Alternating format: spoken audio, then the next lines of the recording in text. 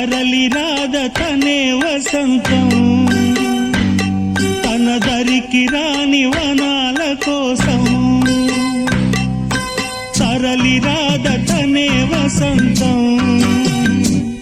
తన దరికి రాని వనాల కోసం గగనాల దాకా అలసాగకుంటే మేఘాల రాగం ఇలా చేరుకోదా తరలి రాద తనే వసంతం తన దరికి రాని వనాల కోసం